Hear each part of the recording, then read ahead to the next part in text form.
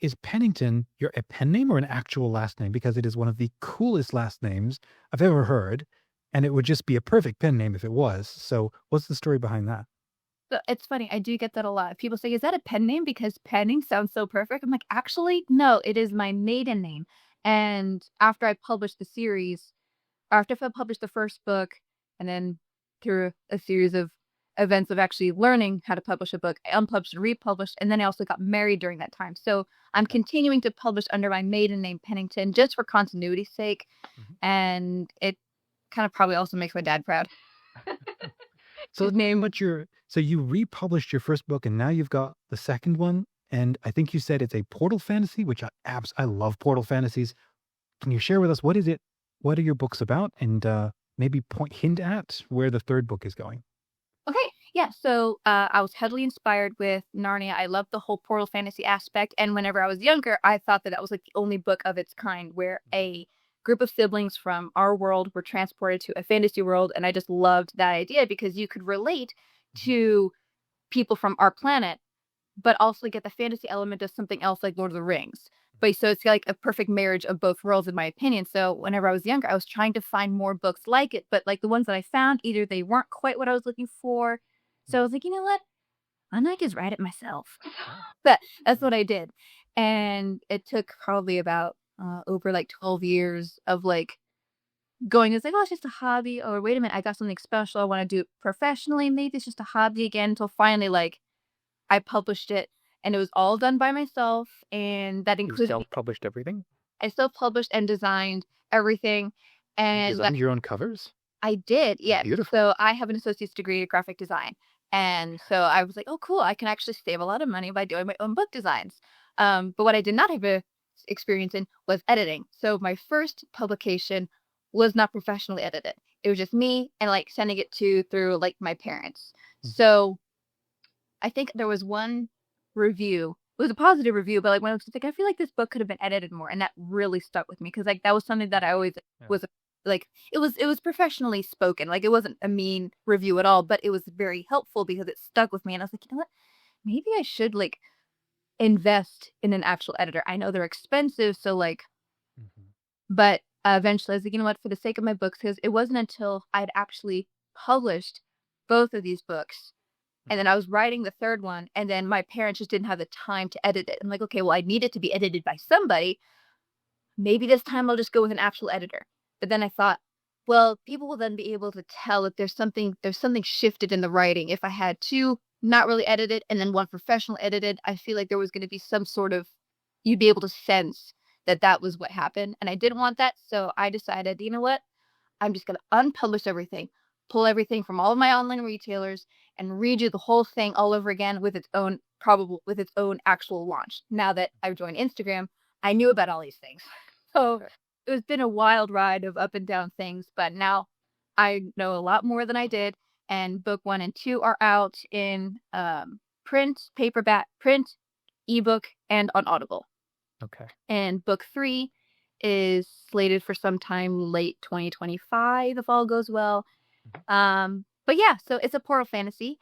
And so it follows 2 siblings that are isolated them more towards like older teens. So the protagonists are 18 and 20, just because at the time I was like, I'm just tired of like 16-year-olds saving the world. Can we get like a legal adult? So it's it's Sure. the more upper YA, Okay. upper young adults. So 18 and 20 are the siblings ages, Melanie and Jason Waldens. They are from Arizona, and a dragon egg had been sent to Earth to save its life from a high huntress who has her eyes set on this dragon for reasons nobody really knows but her. Mhm. And so they're raising the dragon in Arizona near the Grand Canyon, where he's able to be unseen for the most part. And everything seemed to be going well until one day his realm, Tindoriat, ends up sucking them back. And now they're in the clutches of said High Huntress, who was after them in first place. So the story follows them as they're trying to escape, but in the process, learn a lot more about like what's really at stake. Why is the dragon they named Scalade? Why is he so important? And is this what they've been inadvertently preparing for the past 5 years of raising him? And I slip in a lot of allegories in there that, like, if you at first you don't see them, but if you look into them, you're like, oh wait, there's a little bit of like Catholic Christian allegories in there, just because it's I love that kind of stuff. It's like a little Easter egg for people in the know. So like Mhm. I loved the allegory of Aslan being Jesus figure, and so I was like, oh, maybe if I could do something a little bit like that, but maybe I can bring Mary into it because she doesn't really get a whole lot of preaching Cool. Okay. from like True. outside of the Catholic circles. With obviously, I say this with respect, but so, and then obviously a lot of like morals and values that I just feel like are kind of fading into the background in preference to like the moral gray characters, which can be done well. But I feel like that's a trope that's really overtaking the industry at this point. And I'm just in the mood for like good old fashioned heroes with morals and values versus an actual villain who's evil and bad.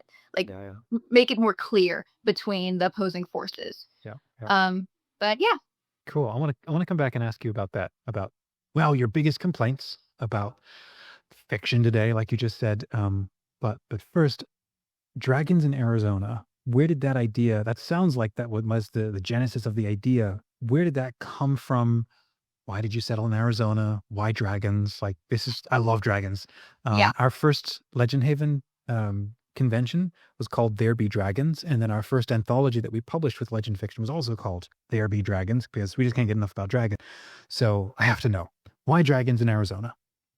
So the first, it was like 2009, I think, when I first started writing it, because I saw the first How to Train Your Dragon movie and was obsessed because here was like a kid with a pet dragon that I Mhm. think at that point I hadn't really seen on screen up until that point. I mean, obviously I'd seen plenty of things with dragons in them. I mean, well, I take that back. I guess Dragon Tales I grew up on, but um Your expression isn't a. It doesn't seem like you loved it very much. no, I loved it, but I Oh, don't okay. about it now that Mhm. I Okay. it's been What 20 about years. Aragon? Did you watch the Aragon? Oh gosh, 10 years ago now or something? 15 years ago? The Aragon movie? Yeah. Yes, I did. Okay. And funny story, I watched the movie and I knew it was a book, but I hadn't read the book before. So I was watching the movie and there was the opening sequence where I think Arya is the elf's name. She was running through the forest Yeah. with the dragon egg.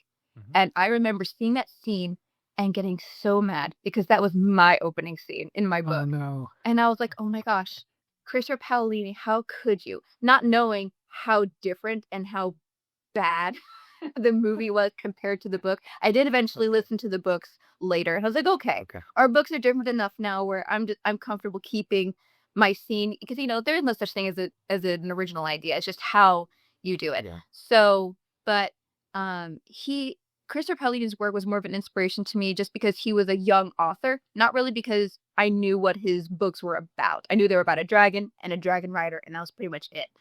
But my main inspiration was How to Train Your Dragon and the movie The Water Horse, which was a big inspiration for like the earlier life of the dragon character Scalade. Like I love the kid keeping him a secret, and like the egg was really pretty, Hmm. and combine that together. I was like, okay, well then if I add in a little bit of Narnia, that'll be the portal fantasy, but I'm gonna make it set in modern day, so it's a little bit more relatable than the Pevensey kids from like World War II. Sure, sure. And then as for the Arizona bit, funnily enough, she was actually supposed to be from Tennessee. But I changed it because I was rewatching Cars with my younger brothers, and just the whole landscape just really struck me as so pretty. I was like, there's canyons, it's a desert, but it's still really wild and gorgeous. And I was like, you know what? Just for the heck of it, just because I liked Cars, I'm gonna switch her from Tennessee to Arizona. And then it turned out to be a much better fit because a large portion of the Grand Canyon is massive. So it ended up being a good hiding place for him to be for the plot because a lot of the Grand Canyon is actually like very dangerous for people to explore. So like, yes, there's a Grand Canyon National Park, but like that's an only like small snippet of it. So Oh, interesting. Okay. yeah, I've done so many research and like I probably was in the Grand Canyon on Google Maps digitally for like weeks, like understanding where Scrubbing are every the hot part spots, study. where are Yeah. people gonna be, where is a place that I could put him where I can put the character where he's not gonna be spotted because it's a dragon. And so I was able to say, okay, well, it's a huge national park, but only one of them is the actual like park. Yeah. What's the scale? What's the size of your dragons in your book? So I have a couple dragons. So Scalade is like the main dragon. He is the one that was sent to Earth to save his life, and he's the one raised by the protagonist. And we follow him since he hatches from an egg. So he's like the size of like a small cat, I guess, whenever he's hatched. And then later on, he's probably closer to the size. I think I say he has like a 60-foot wingspan and probably like close to 35 feet long from nose to tail. So a pretty decent sized dragon to hold 2 riders comfortably. Okay. Isn't that like the size of the tractor trailer? Would that be right? A tractor trailer? Like a, trying to imagine 30 feet. I'm bad at stuff. Yeah, I know. I think I want to say maybe school bus length. Okay. Wow. So I feel like that was like a good school buses are a good American unit. Okay. Sure.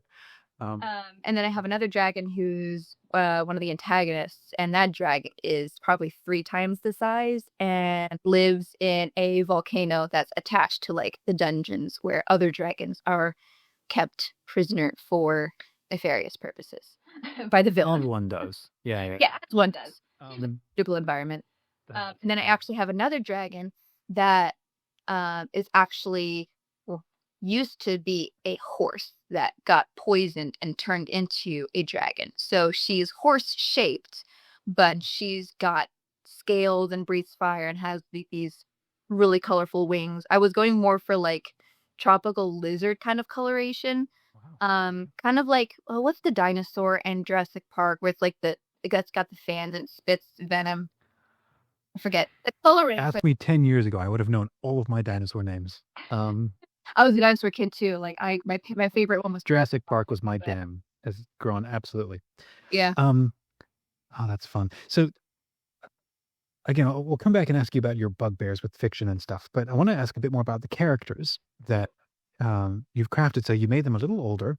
What is not the message around your characters, but like tell us a little bit about them and why the story matters to them, and perhaps why it matters to you, such that you're now spending a trilogy worth of time with this world and these characters, specifically the characters. Why do they matter to you? That's a good question. So at first it kind of started off as like a self-insert. So like even today, like her appearance is kind of based on me whenever I was younger. But now it's changed to the point where now it's just like the eye and hair color are pretty much the only thing in common. Her personality has evolved much different than mine. But what I wanted to convey through my characters is trying to get to the root of a lot of people's struggle. So like fear is one. So my protagonist Melanie, she is more of like she's ostracized herself from the world because if anybody got close to knowing her, they would know that she had a dragon. And then if anybody freaked out or if they could call, some government agency and then, all hell descends upon, experimentation and Area 51 nonsense or whatever. That's her fear. So she doesn't have any friends. She's cutting off people. She slowly separates herself from like her family, except for her brother Jason, who's the second protagonist, because they're the only ones who know about the dragon. And so her journey is basically how to overcome fear, how to let people come in, how to let people back in her life, and to realize that she doesn't have to tackle everything by herself. Like, the only way to get it done right is to do it herself. That might be true in the beginning for her, but she realizes that it ends up becoming, especially when she gets back into a world that's not Earth, she realizes this is a much bigger problem than her, that she needs help. So the first book is all about her learning to trust again, trust in other people, and also trust in the higher powers that make themselves known in the book. And then Jason's journey is a little bit different. He is more of like kind of self-centered. So he kind of takes the whole thing in stride. At first, it's a shock that they have a dragon, but he ends up just taking it in stride, kind of settles back into like his life because Melanie's the primary caretaker of the dragon since she's old enough to have moved out and have like her own private place. And Jason, meanwhile, is at home still playing video games with his friends and just kind of like, well, it is what it is. Nothing's bad happened. So I'm just going to continue my life because clearly that's worked so far. And his journey is more of like caring more outwardly of himself, and his plot line in the book is more goes more on that type of virtue because he ends up being in the dungeons of the High Huntress Helena, and realizes that there are other prisoners there that have problems way worse than he's ever experienced. And he now has the opportunity and the ability to save them. So his is a question of, do I escape the dungeons and save myself? Or do I stay here and, work on a plan to help everybody else with me? And that's kind of his arc in the first book. And as the series goes on, they kind of pick up more and more virtues, like the one in book 2, kind of leaning into book 3 as well, is forgiveness. Because there's one character that they have to learn to forgive and move on. And they're having a really hard time with that, especially because the scale of the damage this character has done is very hard to forgive. So I was trying to bring that into light that's more relative to something in like today's world, like maybe somebody was robbed, maybe somebody's family member was murdered, and now you're in contact with like the murderer. What do you, as a Christian, what are you supposed to do? And how hard is that actually to accomplish? So I was really trying to demonstrate that in the second book / into the third book. It's kind of overlapping with that. And through their struggles, they are visited by what I call the Celestials in my book. So one of them is like a Marian figure allegory, and the other one is a Jesus kind of allegory figure.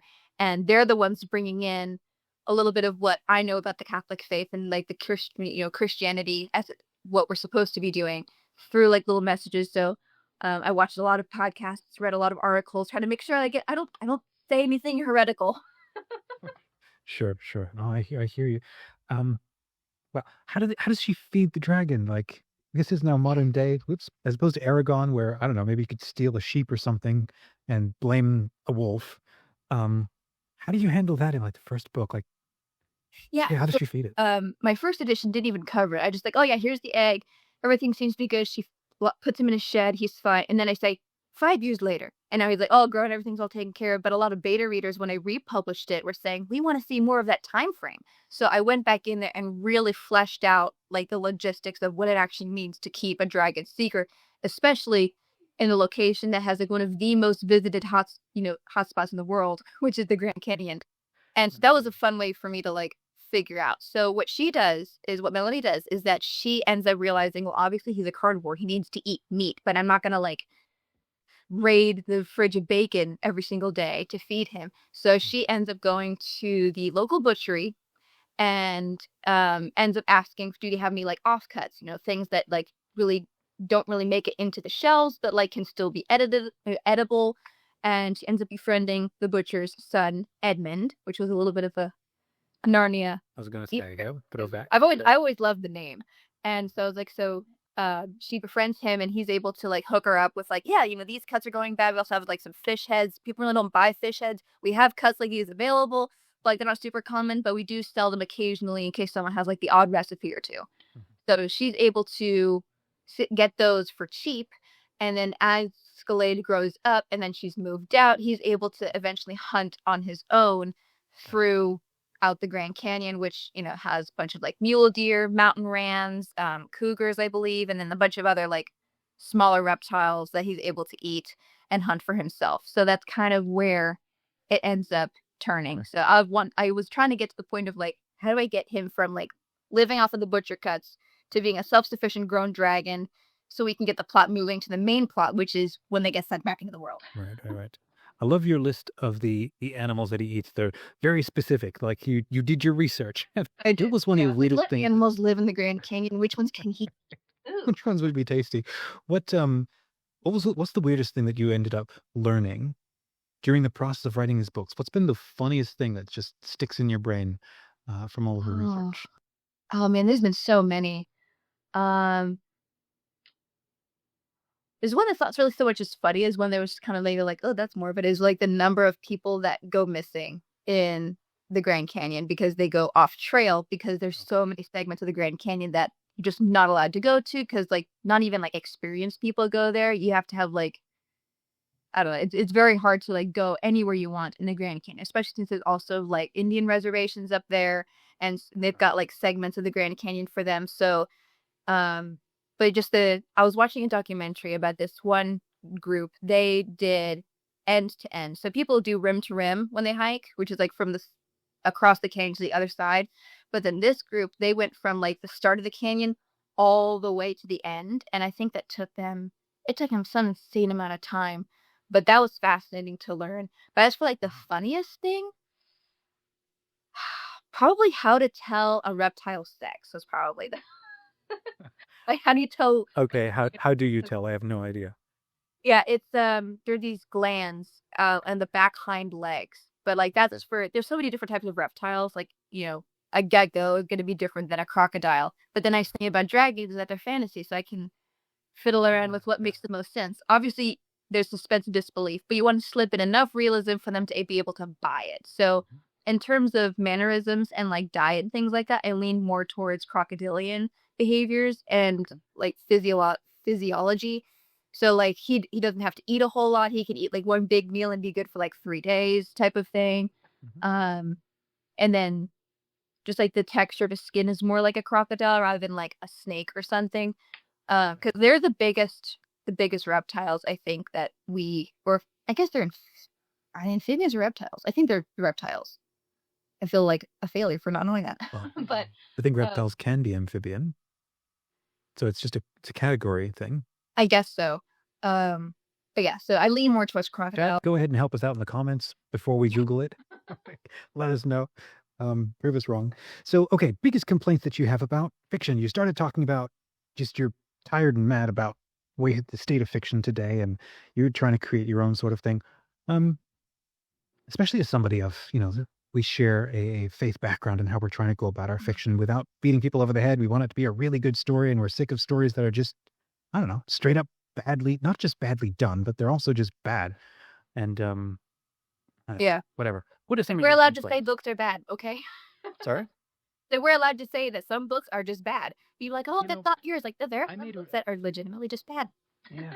I made a rule with Legend Fiction that we don't burn books in our community, and that was mostly because I was sick of people going on like witch hunts with books and like burning people alongside the books. I think it's still a true position to take, but I think you can also recognize, okay, it's a book that was poorly done. It's got bad theology. It's not healthy, but it's good to know that it exists. It's good to be aware of it.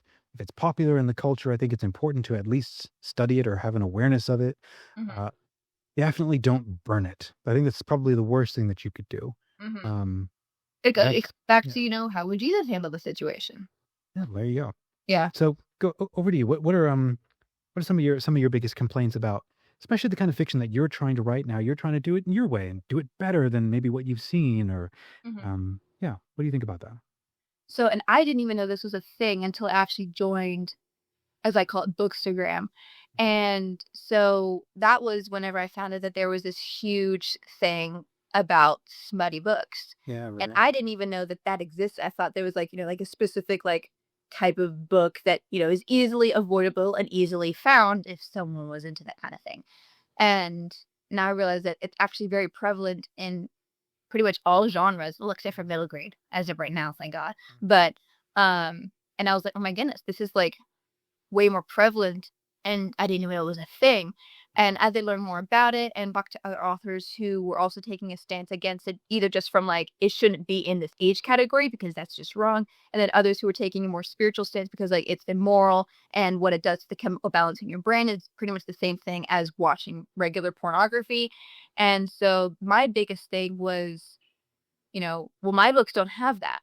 So on one hand, I'm trying to market my books in a world where everybody seems to be wanting, the fast fiction, the stuff that's maybe doesn't have a structured plot, maybe some do, but like it all revolves around, romance or, insta lust is another trope that I saw that I was like, oh my. Oh, really? But That's a word. Yeah. Yeah. And so I was like, okay, well, that's going to be hard to market my books in a world that seems to want the opposite. But then it's also an opportunity for me to fill a gap that I found still does exist. Because some people, who might read smuttier books might just want a palate cleanser and like, you know what, I'm tired. I just want something light and fun to read. So that's kind of like where I'm trying to fill it in. And then also people who just want to have books in the young adult category that are, as what they used to call, safe. Because I remember at a time, if I wanted to read a new book, I would go to the young adult section knowing that it was for young adults, which is actually ages like 12 to 18. It's not actual legal young adults, which is, I think, where most of the confusion and all of this chaos is happening, is just that misunderstood of that term, which is kind of oddly named, if I might say. But just being able to find a niche for my books to fill that, because I do believe, I mean, my opinion, smut shouldn't be in books at all. Just like I don't think pornography should be a thing. I think smut is just as damaging, because it is doing the same thing to your brain and how you view a relationship and how you view other people. And so I'm just here to offer my books as an alternative for that. Yeah. But that was the biggest thing that made me kind of sad. Sure. No, I hear that. I want to ask you about your writing process in a minute as we start to wrap up. But before that, the how are you marketing? So you've mentioned several times you've gotten on Instagram and your world has been broadened. You've learned new things and which hashtags to avoid and stuff like that. How are you doing that as a self-publishing? Well, I think you said you're married. I don't know if are you a mom? I am. I am a mom of 3 under 3. Oh, wow! Congratulations. Yeah. Okay, look, I want to ask you about your writing process and how you're making that work. How are you going about marketing, and how's that process going? And like this past year, what's new for you as somebody who's self-publishing and self-marketing? It's definitely a lot of work being being an indie author, first of all. So already everything falls on me because I have to do everything, not only just the writing, but also in charge of like the design and also all the administrative stuff that marketing and setting up profiles and book files entails. But for marketing, I am mostly active on Instagram. I have presence on other accounts, mainly just to claim the same username. I'm not super active on there. Facebook runs automatically for me if I post on Instagram because I have them synced. So that's a bit handy. And I do have TikTok. I rarely post on it because I just don't want another platform that I have to learn the algorithm for and how to like grow on there. And then those are like the big 3 that I think are essential for marketing books nowadays. So I mostly use Instagram. And I try to post every day. I did for a while. I posted every day but Sunday. I took Sunday off. And I was able to grow pretty well once I figured out what people really enjoyed or really clicked with. And then I just made more of that content by just figuring out which had more likes, looking at my insights, seeing which ones got more reach. And it was definitely a learning process. For me particular, a lot of people really like the skits that I used to do. So I used to do skits where I was talking to like my characters and like how they came to be or like what they're doing right now. Wasn't it interesting? And that was fun to make. And as the algorithm changed and I reposted them over time, it didn't really do as well, but then a different one took off. So it's kind of frustrating when the algorithm changes all the time, especially when they're rolling out a new feature. So everybody's reach just goes. Yeah. So, but it's mostly just posting every day, see what sticks, see what doesn't, and just trying to constantly make myself heard in the vastness of the internet. And yeah, I think there's a lot of authors in our community who asking the same questions or trying to figure out the same sorts of things. So yeah, good for you for sticking with it. I've grown. I think I have about 20,000 followers now, and it took me about 3 years to get there. It really helped whatever. Obviously, the more frequently I posted, the more quickly I was able to spread my reach. And my biggest thing that I tell people is figure out a posting schedule that you can comfortably sustain, whether that's consistently 1 post a week, 1 post a month, or every single day. Whatever you can comfortably sustain. Consistency is really what sells it. No matter what happens to the algorithm, consistency is key. But you also don't want to burn yourself out. So it's finding that balance. I worked myself up. So before I did like every other day, and then I did just the work week, and then I added in Saturday, and then I had my 3rd kid, and everything just it kind of got thrown out the window. But that's life. And I'm starting to put together a street team type of thing. So I don't have them open yet, but I'm hoping that the more people can help spread the word on my behalf when I can't be online will help a lot. And so I'm putting together like incentives in a sense, or like a club of like fun things for street members to partake in once I launch that. But I would say to anybody who's struggling with reach is just post every single day. It doesn't have to be perfect, whatever you post, just post it, because sometimes some of my most like quickly, you know, thrown together reel ends up getting like huge traction. So like it's like I wasn't even wearing makeup in that reel and it took off. So like sometimes just care a little bit less for the most part Interesting. and just post whatever you have in your drafts. Um and then obviously have other people help out with for you with like a street team, or like maybe have like a Facebook group to help like gather people in to just talk about and, you know, freak out over your book and do that as well. But yeah. That's Talk kind of about the street team for a second.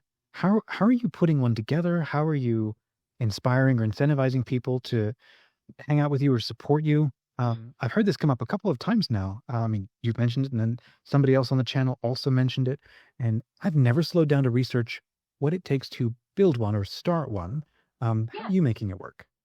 So the biggest thing is that a street team basically is like your voice to like, hey, I have this book. It's great. You should read it, like on your behalf. So it's more people talking about your book. And the way you can, you know, entice them or be attractive to potential street team members is varying in terms of like what type of author you are. So for me, I did like a ton of I just kind of did research on like what other people were doing for the street teams. A lot of what seems to be enticing is having exclusive content. So for me, I'm thinking about having a password protected secret page on my website for members only, where they have access to all the deleted scenes behind my book that never made it in publication, but I still want to share it because like that's kind of fun. And there are some things in the deleted scenes that, you know, might shed a little bit more light on like certain aspect of a character that will make more sense if you have like the actual book. Oh, wait a minute, this little bit ties into this. And so like deleted scenes, or like I'm thinking about doing exclusive giveaways every month for like a chance to have like a book box or just the street team members. And then for people who thrive on more of like a schedule, they just tell me what to do type of people, which is like me, I'm gonna have like maybe like a monthly newsletter and be like, hey, on Wednesday, you know, this date, I'm gonna be posting this post on that day. Just share that post to your Instagram stories and just spread the word, and that'll be like your task for the month, right? And then like if you do that, you can that's like your obligation for the month. And then if you want to do more, you can have a post with these graphics and create your own post, or if you know, feature my book and like maybe like a book haul and celebrate other authors in the same reel or things like that. So I'm still trying to figure what I want to do, because I also don't want to overload anybody either. Right. So I want to be pretty relaxed about it. I don't want to be like, you have to do this, you have to do this. But I also want to be like, do what you can. And if you don't want to, if you realize you can't be part of the street team anymore, you are welcome to leave. All right. Like any word spreading is helpful to an indie author, especially. But it's mostly just figuring out what I want to offer the street team members that will make them want to join my street team and spend time and effort talking to people about my books. Gotcha. That's awesome. Well, look, I've got one last question for you, which is going to be your writing process, and then we'll wrap, because this has been a really fun conversation. So, friends, if it's been helpful, hit like right now, because I didn't know that about street teams, and I think that's really cool. Maybe you can hear my corgi in the background. It's got a big mouth. But the community that we've put together with LegendFiction, which is why I reached out to you, and I think you're also a member. We wanted to build a space where authors who are like really creative and wanting to write stuff can feel like they can meet up. Not just feel like, they actually can meet up with other people, because writing together just feels so much more fun. And so we've got plenty of writing sessions almost every single day, and we've got weekly meetups. So all of it to help people just keep writing and keep working on stuff together. So if that interests you, and well, especially if you're Catholic and Orthodox, come and check us out, legendfiction.com. Okay, last question for you is, how do you make writing work? What is your daily schedule? Being a mom of 3, and now you're writing a trilogy, and you've set this deadline of self-publishing it by August. Mhm. How are you making it? Sometimes I don't. That's the fact right there. But it's mainly is finding the balance, because this is like my passion. This is like this is like my self-care, is all this fun authorship and everything revolving around being an author. But I also don't want that to intrude on time being a mom and being a wife. So first of all, finding the balance has been really hard over the past, I think probably about like the past 7 months now. because this is what I love, but the more I do it, the more I'm like, oh, hang on, just like 5 more minutes. I want to get this done. 5 more minutes turn into like another hour. And I'm like, oh, have I changed a diaper yet? When was the last time? Oh no. Sure. So, I'm definitely making more of an effort to get my priorities in order. And the time that I do write is sometimes just whenever the kids get down for a nap, which when you have 3 kids all going down at the same time is kind of rare. So some days I might go like 3 days without being able to write. Mhm. And if I decide to wake up at 6 o'clock, one of my kids also decides to wake up at 6 a.m. I'm like, okay, well, I'm not going to be able to write until nap time. And then I'm like, okay, I'll just wake up early the next day. And like, it's like 5 a.m. And my other kid decides to wake up at 5 a.m. So there's definitely no set schedule. It's pretty much squeezing in writing whenever I can. And sometimes that just means sacrificing sleep and working late at night when everybody else is asleep for good. Mhm. And sometimes my brain doesn't work that well at night, and then I just don't really write much. But Mhm. I have to write something because you Yeah. can't edit a blank page. So it's mostly just working around, and I do have family that comes over and helps and babysits for a little bit. I'm like, okay, cool. I have like an hour. I'm gonna make this hour count. Am I gonna do administrative stuff? Am I gonna write? Am I gonna market? Am I gonna do, tweak my website a little bit? Write a newsletter? It's really much like I can't do everything I want in one day. Sometimes I have to be like, okay, I have to do all of this stuff tomorrow. Today's writing day. Friday will be all of my newsletter, website stuff. And it's pretty much just most important thing is that before I do anything is I offer up all of my whatever work session I'm doing, I offer it up to God first. I say a prayer over my work. So whatever little time I might have, I'm going to make it count. And so that's the biggest thing that I really noticed has made a big impact is whenever I put God first, he knows what I want and he knows how much this book means to me. So if I put him first and basically present my work to him and be like, make sure that everything I do is for the glory of God through my writing, because especially since I'm including allegories, it's like, you're kind of in this book too, God. So yeah, I'm inviting him into my work sessions and my writing sessions and things like that.